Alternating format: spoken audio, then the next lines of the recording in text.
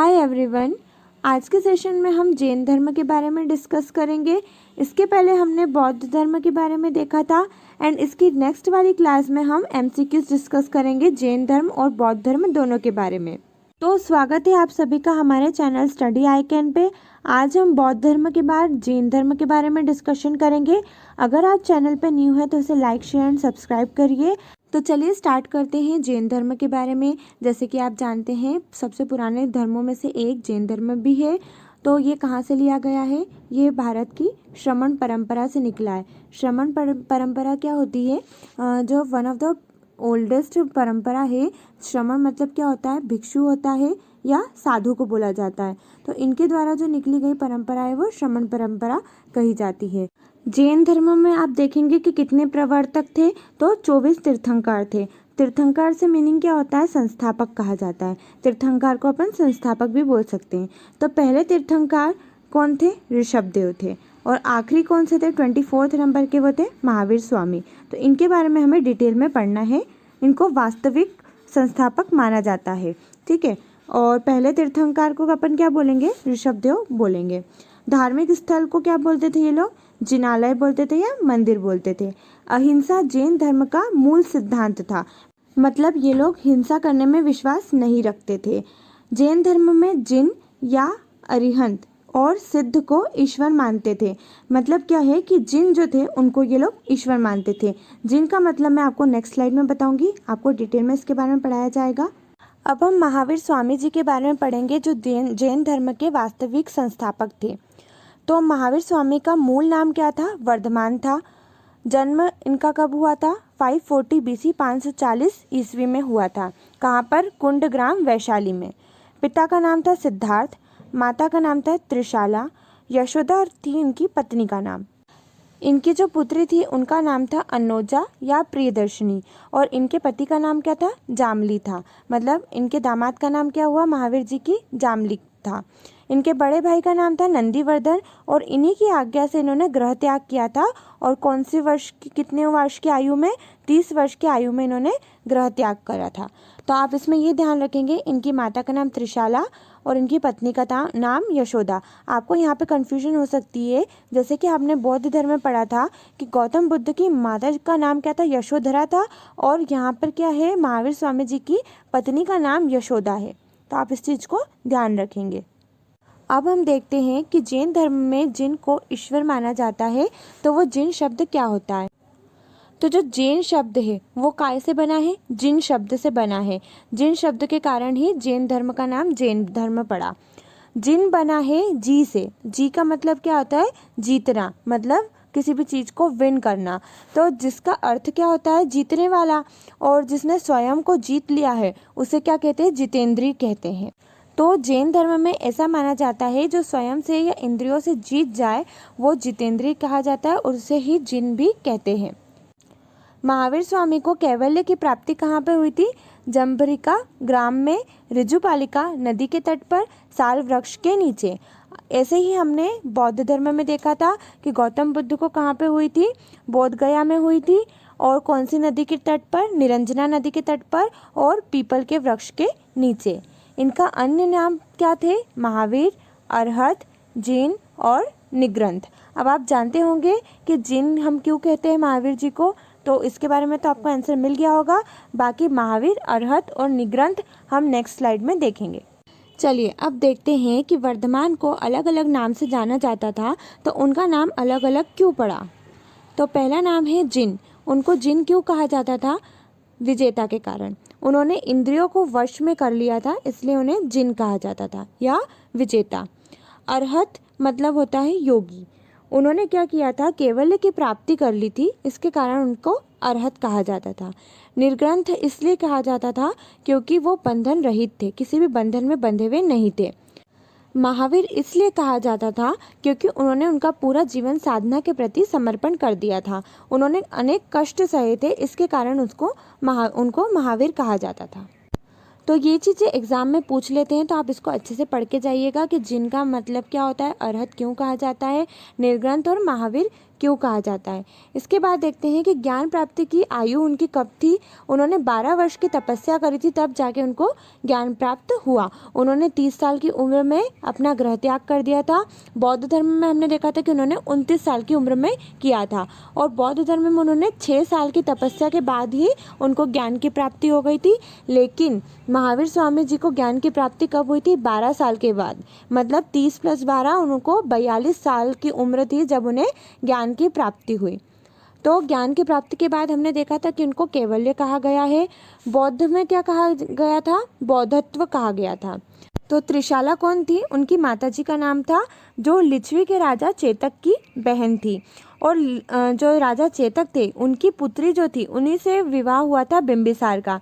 तो आप ओवरऑल ये कह सकते हैं कि बिंबिसार और महावीर स्वामी रिलेटिव थे। महावीर स्वामी का निर्वाण यानी उनकी मृत्यु कहाँ पे हुई थी? मल्लराज पावापुरी में हुई थी। कितनी वर्ष की उम्र में? 72 वर्ष की उम्र में उनकी डेथ हो गई थी। 468 BC में इनकी डेथ हो गई थी। इसके बाद हम देखेंगे जैन धर्म के सिद्धांत। तो जैन धर्म के सिद्धांतों में हम ये देखेंगे कि 5 महाव्रत थे: सत्य, अहिंसा, अस्तेय, अपरिग्रह और ब्रह्मचर्य। सत्य आप जानते हैं कि झूठ ना बोलना, अहिंसा मतलब हिंसा न करना, अस्तेय का मतलब होता है चोरी न करना, और अपरिग्रह का मतलब क्या होता है? धन संग्रह न करना, और आखिरी क्या था? ब्रह्मचर्य था। अब इसमें से 5 महाव्रत में से अहिंसा जो था वो मोस्ट इम्पॉर्टेंट था, मतलब अहिंसा जो था उनको ये मूल सिद्धांत मानते थे। इसके बाद देखेंगे साध्यवाद के 6 दृष्टिकोण थे। इनके त्रिरत्न थे मोक्ष प्राप्ति के लिए। मोक्ष इंसान को तभी मिल पाएगा जब ये 3 रत्नों को फॉलो करेंगे, 3 चीज़ों को फॉलो करेंगे। पहला है सम्यक ज्ञान, सम्यक दर्शन और सम्यक चरित्र। मतलब अगर किसी को भी मोक्ष प्राप्त करना है तो उसे सम्यक ज्ञान होना चाहिए, मतलब वास्तविक ज्ञान होना चाहिए। सम्यक दर्शन होना चाहिए, मतलब उसे सत्य पर विश्वास करना चाहिए। और सम्यक चरित्र मतलब उसे सुख दुख में एक जैसा बिहेव करना चाहिए, उसका समान स्वभाव होना चाहिए, भाव होना चाहिए। अब आप देखेंगे कि 5 महाव्रत थे: सत्य, अहिंसा, अस्तेय और अपरिग्रह और ब्रह्मचर्य। इसमें से जो स्टार्टिंग के 4 थे, मतलब सत्य, अहिंसा और अस्तेय और अपरिग्रह, ये किसने दिए थे? इसके 23वें संस्थापक पार्श्वनाथ ने दिए थे। ये 4 शिक्षा किसने दी थी? पार्श्वनाथ ने दी थी। लेकिन जो 5वां महाव्रत था, ये महावीर स्वामी जब तीर्थंकर बने, मतलब 24 नंबर पे, तब उन्होंने ब्रह्मचर्य दिया था। अब देखते हैं कि जैन धर्म में किस किस चीज़ों का विरोध होता है। तो विरोध में हम देखेंगे कि ये लोग पशु बलि का विरोध करते हैं। किसी भी पशु की हत्या करने पर ये रोक लगाते हैं। हिंसा करने पे विरोध करते हैं, मतलब ये अहिंसा को मानते हैं। कर्म कांडों का विरोध करते हैं, यज्ञ का विरोध करते हैं, वेदों को भी ये नहीं मानते हैं। ईश्वर का विरोध करते हैं, मतलब ये लोग नास्तिक होते हैं। जाति आधार का विरोध करते हैं, मतलब जाति को ये लोग नहीं मानते हैं, लेकिन कर्म का समर्थन करते हैं।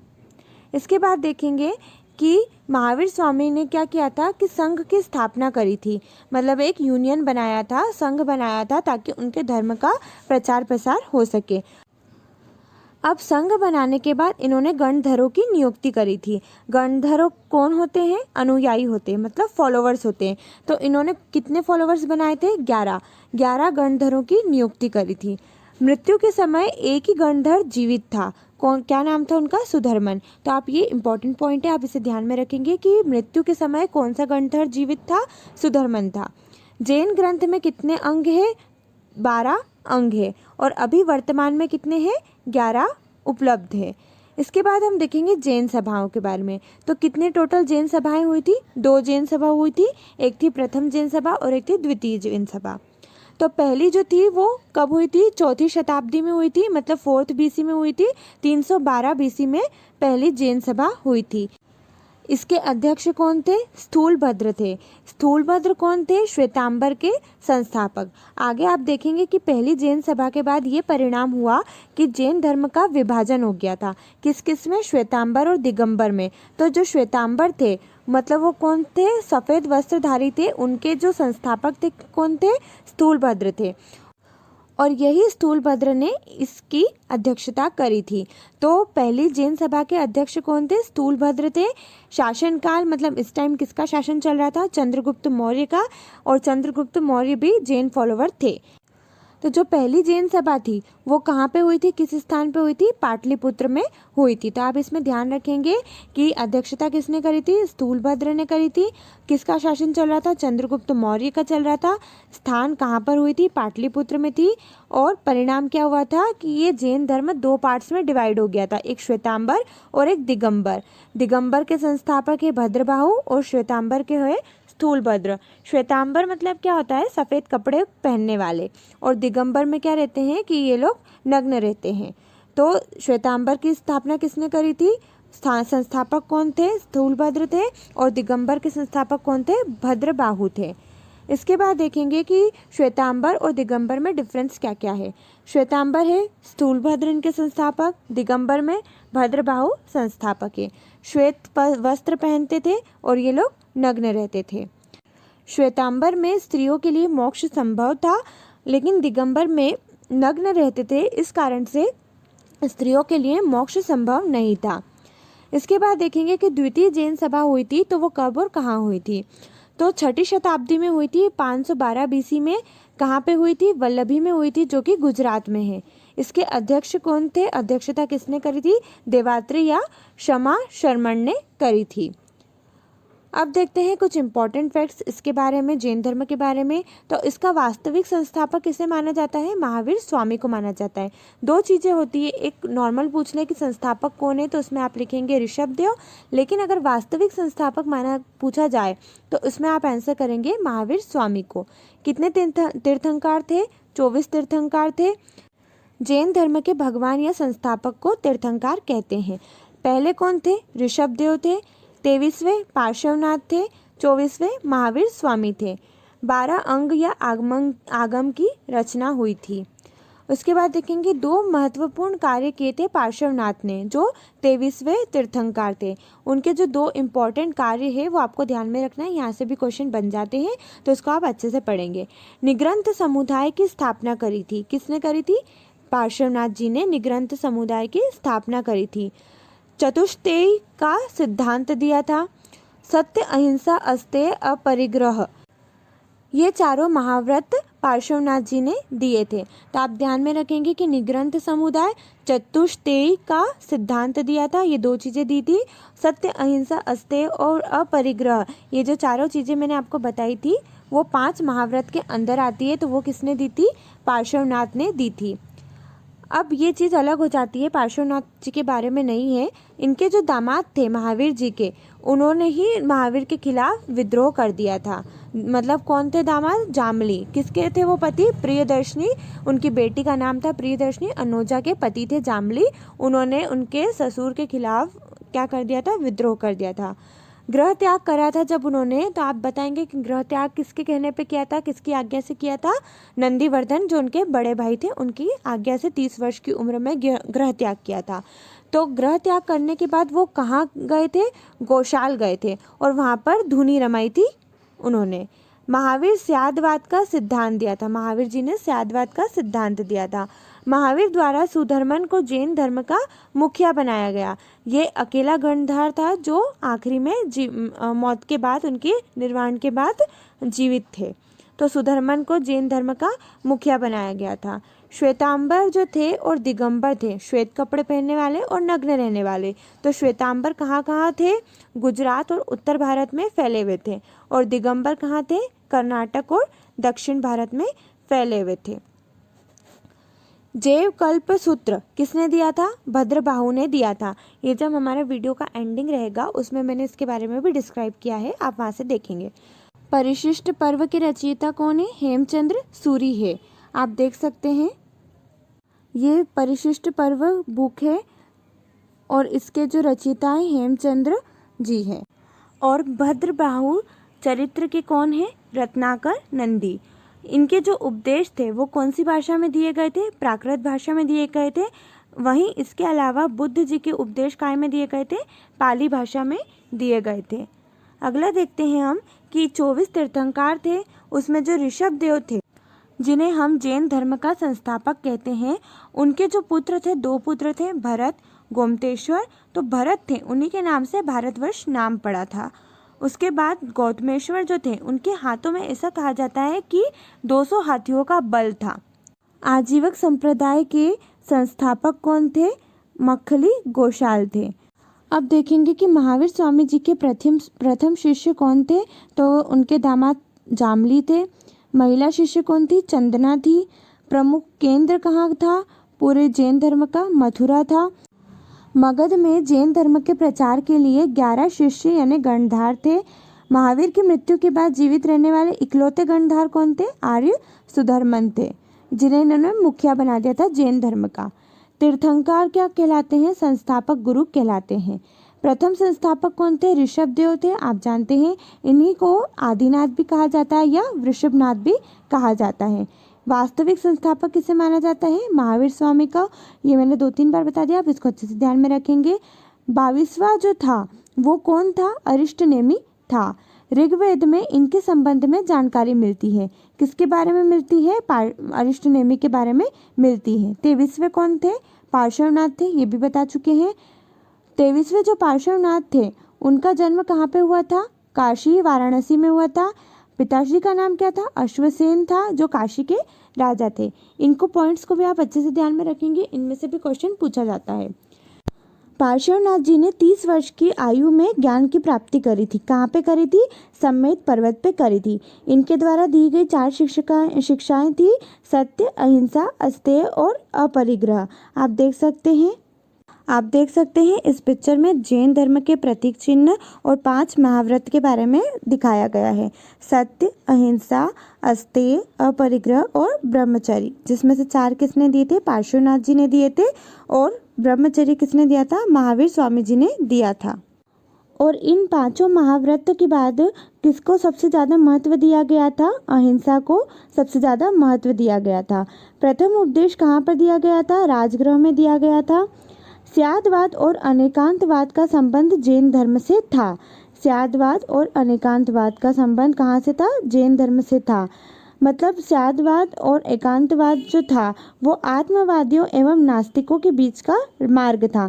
आत्मवादी मतलब जो ईश्वर पे विश्वास रखते हैं, और नास्तिकों मतलब जो ईश्वर पे विश्वास नहीं रखते। भगवती सूत्र आप जानते हैं कि 16 महाजनपदों वाला हमने जब अपना वीडियो करा था तो उसमें बताया था कि जैन धर्म के भगवती सूत्र में उल्लेख मिलता है 16 महाजनपदों का। तो भगवती सूत्र में क्या था? महावीर और अन्य जो जैन मुनियों थे उनके बारे में, जीवन चरित्र के बारे में इसमें लिखा हुआ है। कल्प सूत्र क्या था? जिसमें जैन धर्म का प्रारंभिक इतिहास लिखा हुआ है। और इसके जो रचनाकार थे वो कौन थे? भद्रबाहु थे। तो आप ध्यान में रखेंगे कि कल्प सूत्र के रचनाकार कौन थे?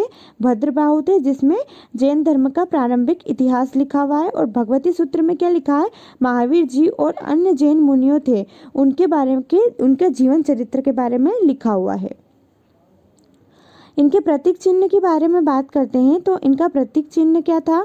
तो आप देखेंगे इनका प्रतीक चिन्ह ऋषभ देव जी का क्या था? बैल या वृषभ। बैल या वृषभ को ये लोग प्रतीक चिन्ह मानते थे।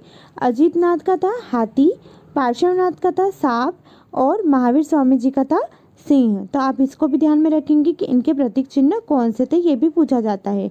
जैन साहित्य का निर्माण किस भाषा में किया गया था? अर्ध मगधी भाषा में किया था। इसके कितने अंग थे? 12 जैन सिद्धांत थे। इन जैन सिद्धांतों को विस्तार से पढ़ना वो किसके थ्रू किया जाता था? उपांग से किया जाता था। वो भी कितने थे? 12 थे। और उपांगों को क्या बोलते हैं? अंग का विस्तार। प्रकीर्ण कितने थे? 10 थे, जिसमें ग्रंथों का विश्लेषण होता था। छेद सूत्र थे 6, भिक्षुकों को नियम दिए गए थे। मूल सूत्र थे 4, भिक्षुकों के नियम इसमें भी दिए गए थे।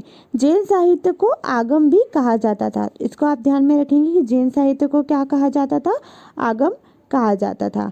अगला देखेंगे कि इसके जो एग्जाम्पल है जैन धर्म के, वो हमें कहाँ कहाँ पे देखने को मिलते हैं। माउंट आबू में जो दिलवाड़ा टेम्पल बना है, तो दिलवाड़ा टेम्पल जैन धर्म से रिलेटेड है। अब आप मुझे कमेंट में करके बताएंगे कि दिलवाड़ा टेम्पल किसने बनाया है। श्रवण बेलगोला में जो बाहुबली की विशाल मूर्ति है वो भी जैन धर्म से रिलेटेड है। यहाँ पे मथुरा शैली का यूज़ करते थे जैन धर्म के लोग। खजुराहो में जो टेम्पल बना हुआ है, जो गुफाएं बनी हुई है, वो जैन और हिंदू दोनों धर्म से संबंधित है। तो आज के जैन धर्म के टॉपिक को हम यहीं फिनिश करते हैं। इसके बाद जो नेक्स्ट वीडियो आएगा उसमें मैं आपको जैन धर्म और बौद्ध धर्म दोनों के MCQs एक साथ करा दूंगी, जिससे कि आपके जितने भी छूटे हुए क्वेश्चन रहेंगे वो भी कवर हो जाएंगे। और साथ ही आप वीडियो को लाइक, शेयर एंड सब्सक्राइब करना ना भूलिएगा। चैनल को सब्सक्राइब कर लीजिए। आपको प्लेलिस्ट दिख जाएगी हिस्ट्री की, उसमें सारे लेक्चर्स डले हुए हैं सीक्वेंस में। तो एक के बाद आप एक सारे वीडियोस देखते जाइए। सारी गवर्नमेंट एग्जाम जो आने वाली है उसमें सारे हिस्ट्री के वीडियोस इंपॉर्टेंट है, जिसको आप सीक्वेंस में पढ़ते जाइए और साथ ही MCQs लगाते जाइए, प्रीवियस ईयर क्वेश्चन करते जाइए। आज के लिए इतना ही।